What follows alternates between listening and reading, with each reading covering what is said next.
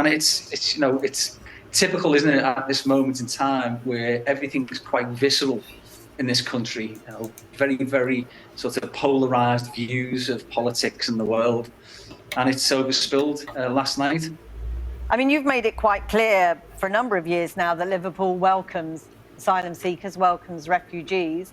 We saw people last night targeted who were absolutely innocent of the sort of conjecture and speculation that surrounded their stay in part of the city region in Knowsley.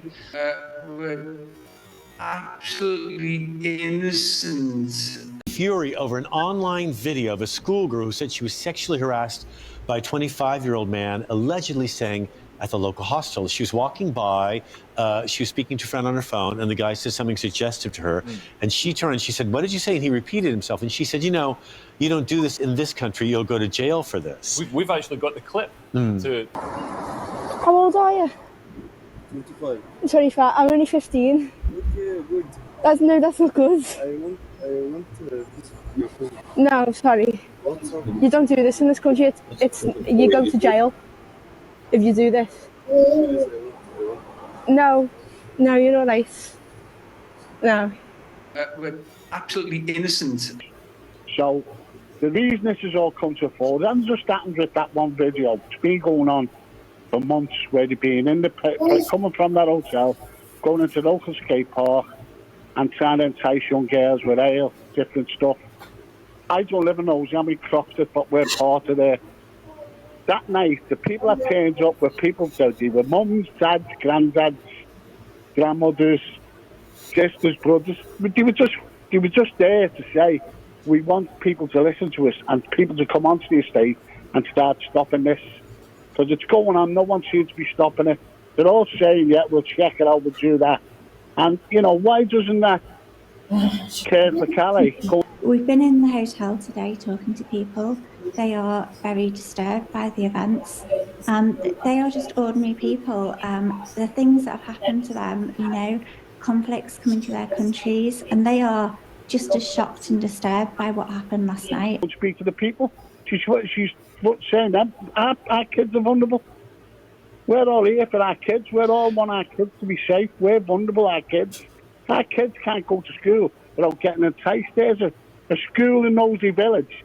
They've had to actually put netting up because the immigrants were standing looking through the fence at the kids. We want safety for our kids. And as you said, I've seen no women in that hotel. I live not far from that hotel. I've seen no women. I've seen loads of young men. Is in a seaside town, with the facts still emerging. What we do know is this attack on children and the adults who tried to protect them took place on Hart Street in Southport, at this yoga and dance space called Heart Space, located in a largely residential street, less than a 5-minute drive from the centre of town, a place of safety and fun for children and parents.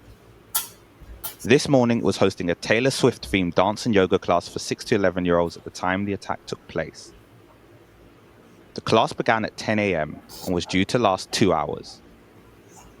It's not known precisely when the attack began, but witnesses described hearing the sound of screams and seeing children running from the venue.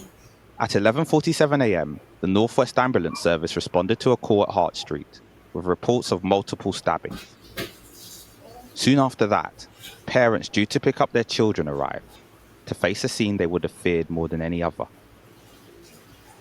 In these images, taken from the house in front of the Hart Space, paramedics desperately worked to save the lives of children and 2 adults on the street. What little information we've been passed by the Merseyside police, who haven't named the youth in question because he's underage, apparently. He's under 18, so he doesn't get named, but he appears to be the son of Rwandan immigrants who... Just ordinary people. Il y a à peu près une semaine ou deux, il y a un chauffeur polonais, en voulant faire descendre des migrants de la remorque, il s'est pris 2 coups de couteau. Boum, boum, boum, boum. Le cœur, quand j'arrive sur Calais.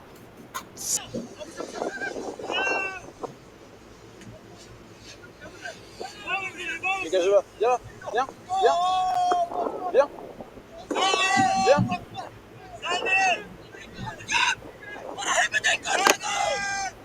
Viens. We're all here for our kids. We all want our kids to be safe. We're vulnerable, our kids.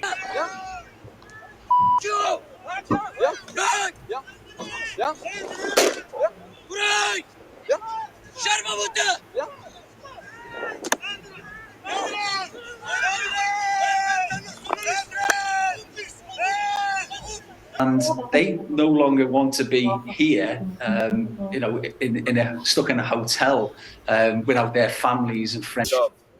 How long have you been here in France? France, no good. No. You go to England? Oui. What's in England? You have family there? No. Why do you want to go to England? No, England, good. Jubilant as they emerge from the dunes with a craft that dwarfs them. This is the moment these migrants realise nothing now. We're absolutely innocent. We're just ordinary people. Now unstoppable. Are you scared? You have No, I'm not scared. No? Inshallah, How long have you been in France? I 7 years in France. 7 years? 5 years prison. He may have been in prison. I'm reporting this because no other television news channel will. Be warned, the following information is distressing. A grooming gang of refugees from Syria and Kuwait raped and abused a child in Newcastle, passing her around like a toy. Huzaifa Al-Aboud and Omar and Mohammed Badreddin subjected a 13-year-old girl to repeated rapes, taking it in turns, leaving her physically and emotionally scarred for life. They groomed the young girl, plied her with alcohol, and took turns raping her, while another individual, Kuwait national Al-Saumi, pictured third from the left, laughed at her. They threatened to kill her or take her out of the country if she spoke out about it. They tried to convert her to Islam. She started reading the Quran, and the court heard that in return they repeatedly raped, assaulted and abused her. The Badreddin brothers also pleaded guilty to violent disorder in relation to a BLM march in 2020, while they were on bail for the sex offences. But this story somehow gets even more shocking. Omar Badreddin was previously acquitted of a different sexual assault charge in 2016, and BBC Newsnight, who claim they've been following the story of the Badreddins since they arrived in the UK, decided to do a full feature on them. It was released the day Omar Badreddin was cleared. Imagine if ChatGPT and Canva had a baby. That's at Creative AI. It's the only generative AI designed for advertisers.